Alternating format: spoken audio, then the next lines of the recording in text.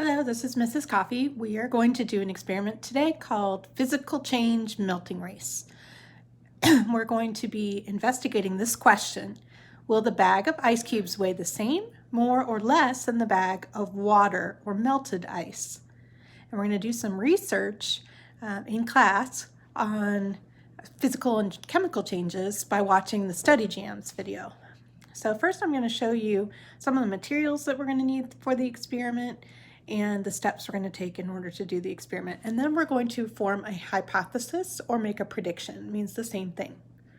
Okay, so you will need your CAMI form for the experiment first. So you'll need to get that in Google Classroom and pull this up because you're going to write directly on this form.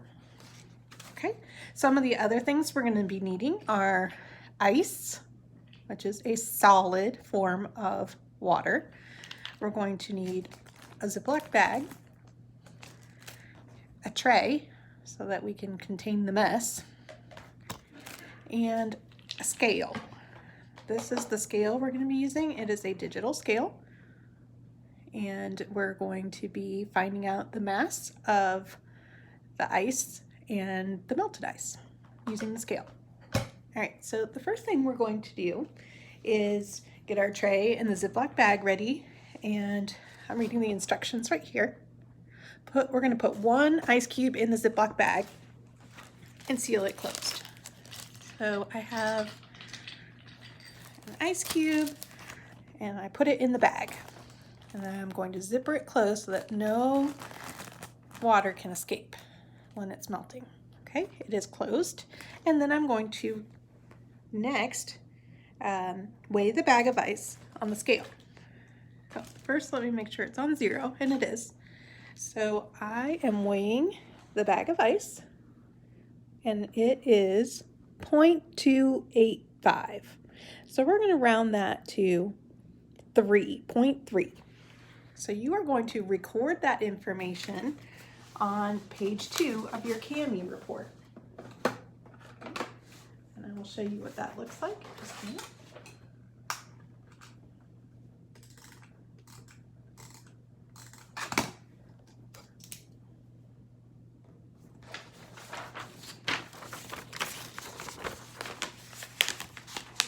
So on page 2, it says bag with the ice cube, the solid inside of it, and it weighed 0.3 grams. Okay, when we did the experiment live in class this morning, it was 0.4. So this is the second time we're doing the experiment, and this ice weighs a little bit less than the one from this morning. All right, so next we need to melt the ice. So to melt the ice, you can either just leave it on the scale, or you could use something to warm it up. So I am going to use my hands to add some heat to the ice to try to melt it. Now, this is the part where I want you to make a prediction. Do you think the solid ice is going to weigh the same when I weigh it and it turns into liquid? Or is it going to weigh more when it's solid ice? Or is it going to weigh more when it's liquid? So this is where you need to, while we're waiting for the ice to melt, I want you to make a prediction on the first page. This is our hypothesis. So my hypothesis is going to be different than yours.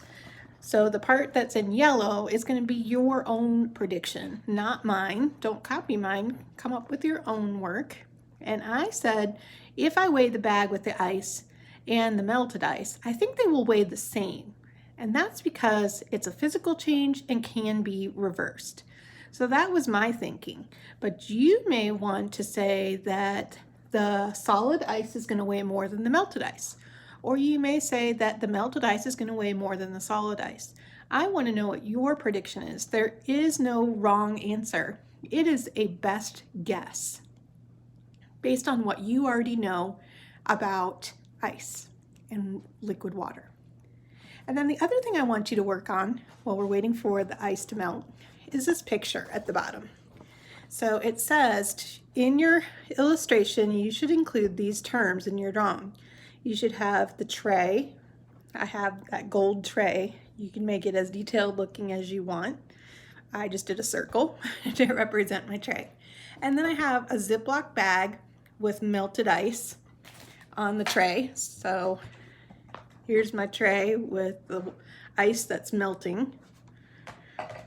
And then on the other side, I have the scale. I drew the scale, and I drew a bag with the solid ice in it.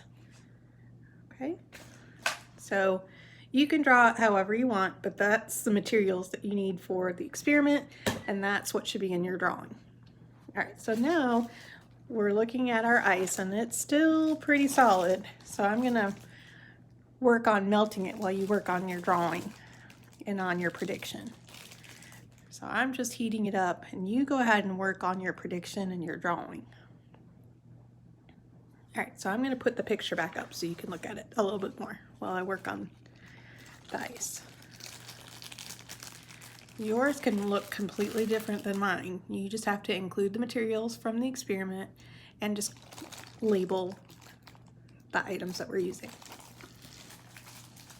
And I'm trying to not have my hand freeze while I try to heat up that ice. All right, so I want you to think about the physical change versus the chemical change and how we can tell the difference based on evidence. So a physical change is something that can be reversed.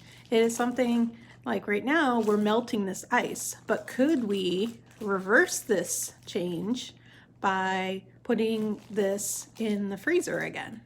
We could, because it's reversible. So it is a physical change. We are changing the shape and the size, and we're also changing the state of matter of the ice. So if we're talking about a change in the state of matter, it is a physical change. So this lab is about a physical change, which is a change in the state of matter. Okay. Tomorrow we're going to do another experiment with physical change, and we're going to be making things out of Play-Doh. And so we're going to be changing the shape and the size of an object. All right, it's almost done melting. This digital scale is something that I won as a door prize at a science convention that I went to last year for the National Science Teacher Association. I was so excited to be a winner because usually I don't win anything, but I love having a digital scale that I can bring home and use for experiments, and then I let my students use it when we're back in regular school too, and they enjoy using it. Because it's not usually a tool you have at home. It's a scientific tool. All right, so it's almost all the way melted. So you can see that this is now almost all liquid water. And we're going to weigh it a second time to see how much it weighs now that it is a liquid. All right, so I want you to take a look at what the scale says. It is 0.290. So if we round that up to the nearest whole number, it's going to be the same as what it was before the experiment, before we turned the ice into water. So on your second page, you're going to record that weight, which was 0.3 grams.